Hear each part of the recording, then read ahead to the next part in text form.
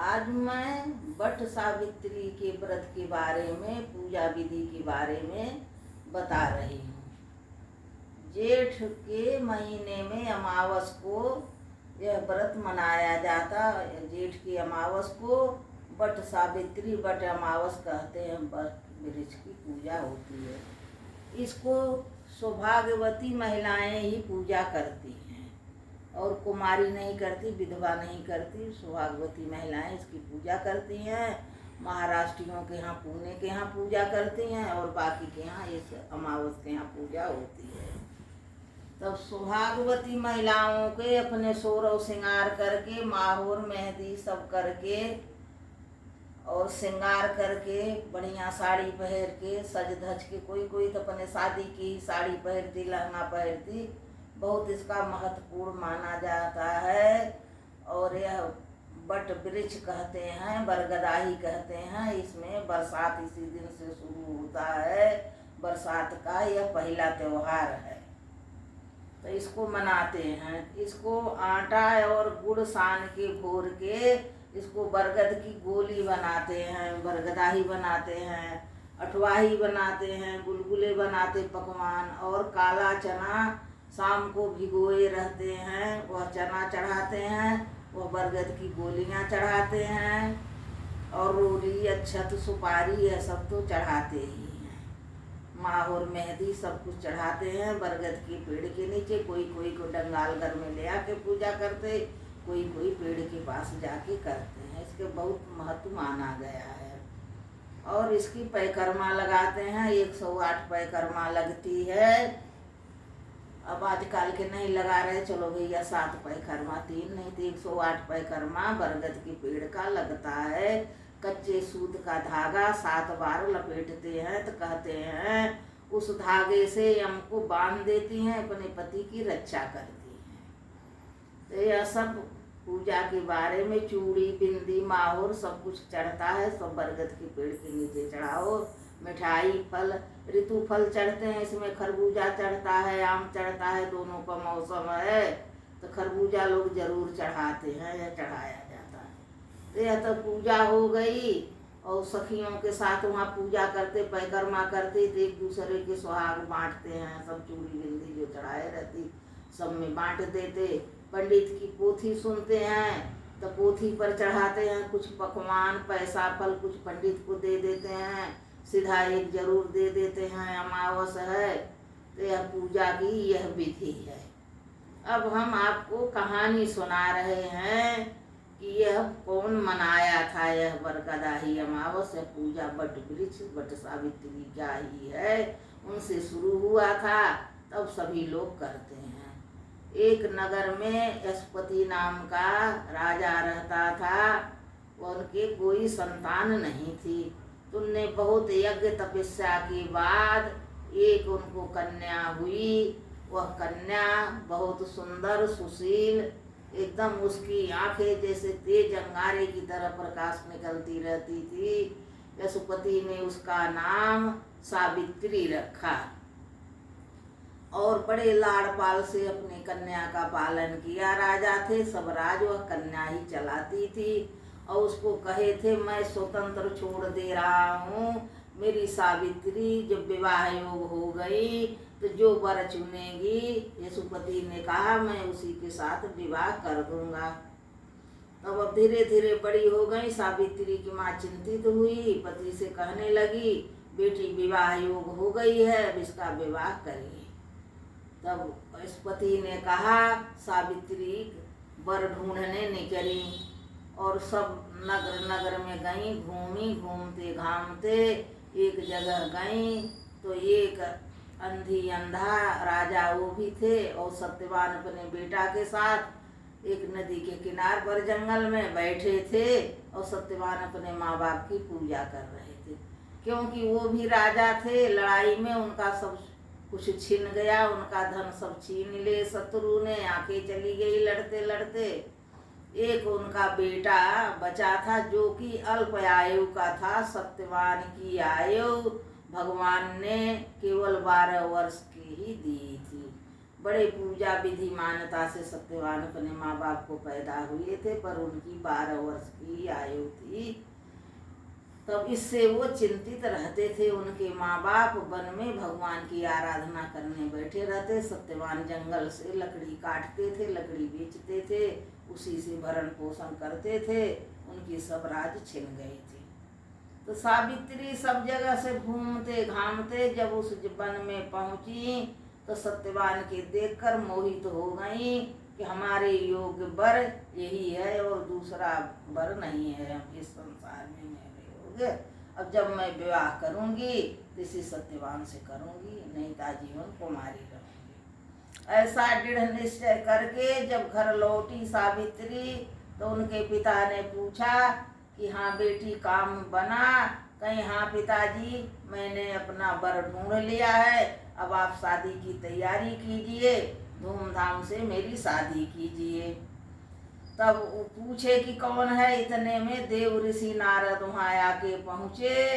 देव ऋषि ने विचार किया और कन्या का हाथ देखा सावित्री के, उस वर के बारे में विचार किया तो कहे राजन तुम्हारी पुत्री तो बहुत गुणवती भाग्यशाली सब कुछ है, बहुत योग्य है, बुद्धिमान, पर एक चूक हो गई। जो यह वर ढूंढी वह वर विवाह योग नहीं है। अब वो पूछने लगे यशुमती का हो गया भैया काहे की का? तो बोले उस लड़के की आयु सिर्फ 12 वर्ष ही है, उसमें 11 वर्ष व्यतीत हो गई है, शेष 1 वर्ष बची है। तब यशुपति ने बड़े चिंतित हुए कि हाय भगवान, इतनी व्रत उपासना से यह पुत्री मिली थी, यह कैसा वर ढूंढी। वह बहुत मनाने लगे, सावित्री के बहुत समझाए, लेकिन सावित्री ने कही पिताजी जब मैं विवाह करूंगी किसी लड़के से करूंगी, नहीं आजीवन कुमारी रहूंगी।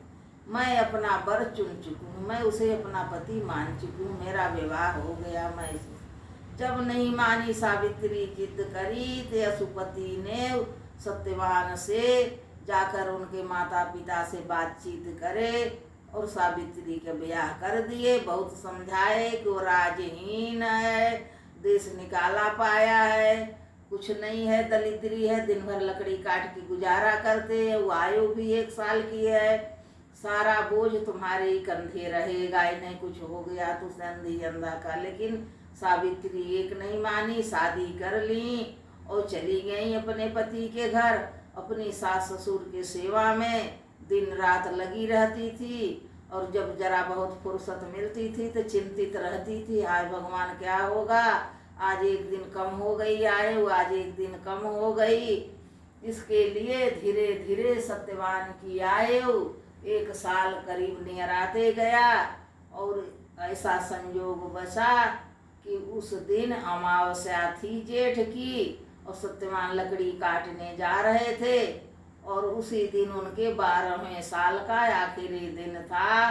तो सावित्री ने काम धाम करके सास ससुर के खिला के और समझा बुझा के बैठा दिया कि माँ पिताजी जब तक हम न आए आप लोग यहीं रहना, बैठे रहना, आज मैं भी इनकी सहायता के लिए लकड़ी की काटने जा रही हूँ। पर सत्यवान बहुत मना करे कि मेरे माता पिता के कौन देखेगा, सावित्री तुम नहीं जाओ, नहीं मानी और चली गई। सत्यवान लकड़ी काट रहे थे, कुल्हाड़ी चलाते चलाते कुल्हाड़ी छटक गई थोड़ी देर बाद और आके उनके पैर पर गिरी, चोट लग गई, सत्यवान के मूर्छित हो गए, मूर्छाएं आ गई और मृतक अवस्था में हो गए, जमीन पर लेट गए। अब सावित्री उन्हें अपनी गोद में सिर रख के रोने लगी कि ये क्या हुआ, हम जाके अपने अंधे सास ससुर से क्या कहेंगे।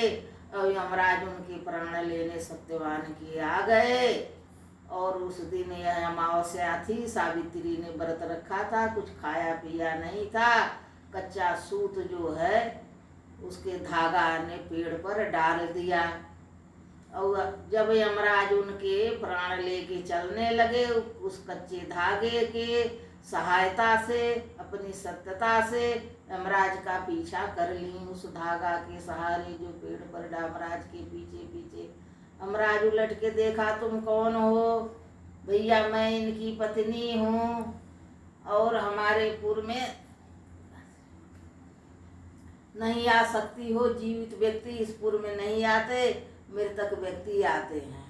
तो कहती मैं तो आऊंगी, मेरे पति के प्राण लिए चले जा रहे हो, मैं कैसे लौट सकती हूँ। अमराज बहुत समझाते हैं, मानती नहीं, जिद पकड़ लेती हैं। तो अमराज अब क्या करें, बेबस हैं, उन्हें कुछ समझ में नहीं आता। कहते कोई वरदान मांग लो इनके बदले, मैं तुम्हें दे दूंगा, लौट जाओ। तो सावित्री कहती दोगे, यह सत्य वचन है। यमराज कहते हाँ, मैं बहुत सत्य हूँ, जो कह दिया जो करता हूँ मैं, तुम मांग के तो देखो, मैं दूंगा। तो कहती मेरे सास ससुर के नेत्र दो देव, अंधे हैं, उनका नेत्र वापिस कर दो। तो यमराज कहते तथास्तु, जाओ अब लौट जाओ, कह दिए।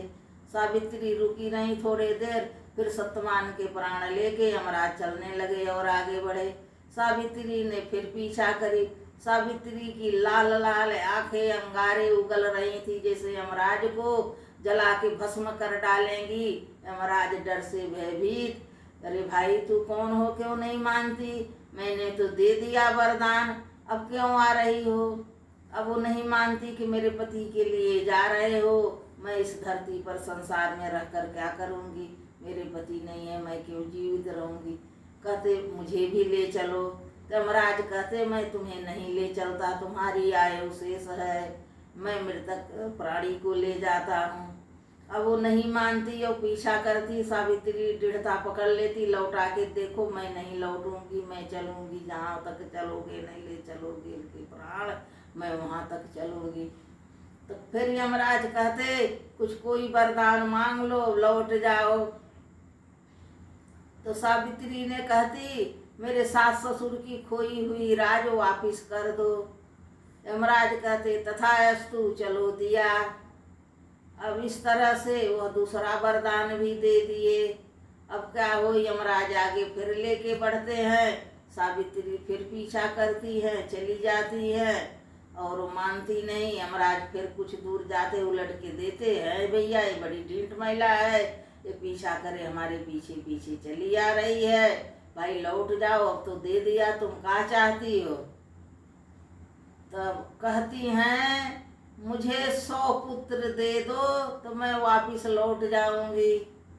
अब यमराज के गलती से निकल आया तथास्तु, जाओ तुम सौभाग्यवती हो, तुम पुत्रवती हो, तुम्हारे 100 पुत्र हों। तब सावित्री के थोड़ा संतोष हुआ।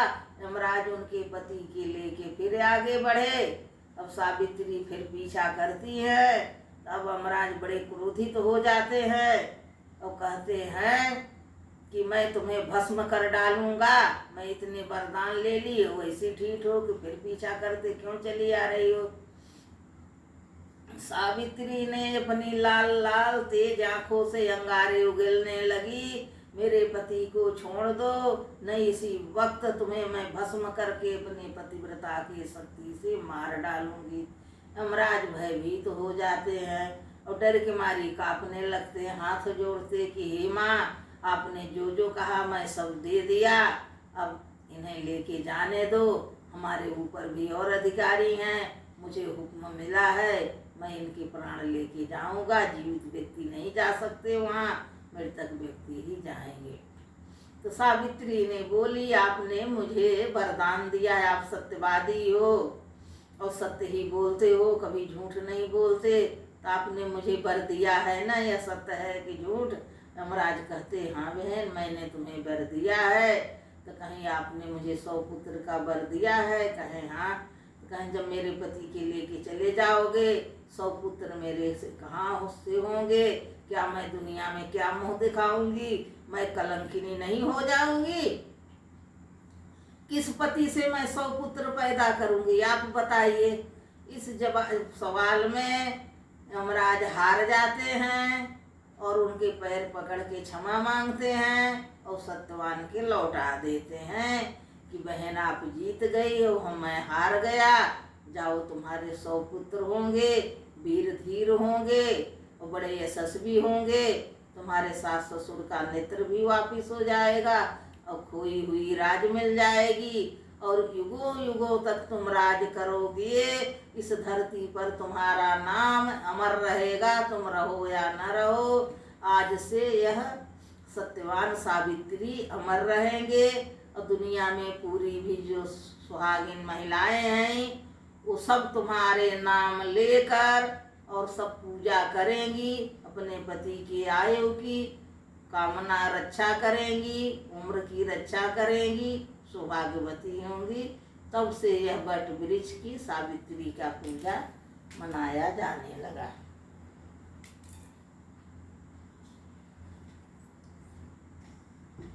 ये कच्चा सूत है और इससे इसको बांध देते हैं, ऐसे 7 फेरा करके ऐसे ऐसे करके इसको बांधते हैं घुमा के। इसी के सहारे से यमराज से रक्षा कर ले आते हैं। सत्य का धागा है, इसे सत्य धागा कहते हैं। इसका एक छोटा पत्ता तोड़ के इसकी गुड़ी बना के और इससे कच्चे धागे से बांध के 4-6 फेरा करके उसको अपने गले में महिलाएं पहनती हैं। पूजा के बाद वह रक्षा मानी जाती है कि अपने पति की रक्षा करती है। यह चूड़ी है, चूड़ी चढ़ा दो। ये सुपारी है, सुपारी चढ़ाए। ये फल है, फल चढ़ता है। और ये मेहंदी है, श्रृंगार का सामान है। ये मिश्री है भोग के लिए। ये चना है, भिगो के चना चढ़ाते हैं, चना के दाना है। यह मुनक्का है, जो कुछ घर में हो जो चढ़ाओ। और अठवाही पूरी बना के चढ़ाते हैं, यही सब चढ़ाते हैं और आरती करते हैं। बरगद को भेंटते हैं, गले मिलते हैं, कथा सुनते हैं, अपने घर आते हैं।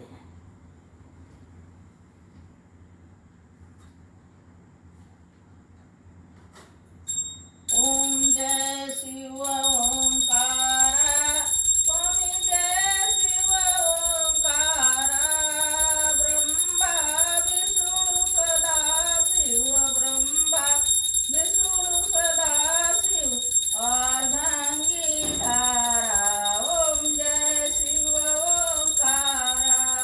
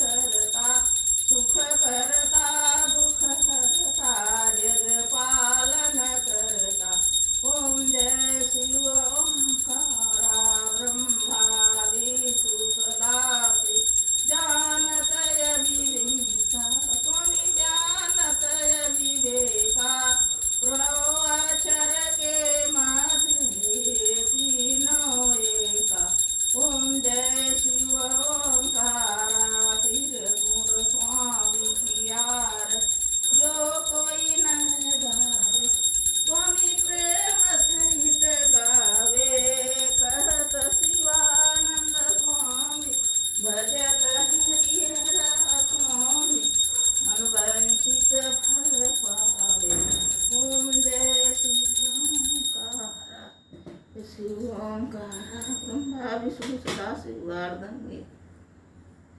बोलो सत्यवान सावित्री मैया की जय। जैसे अपने पति की रक्षा करूं वैसे सब बहनें अपने अपने पति की रक्षा करें।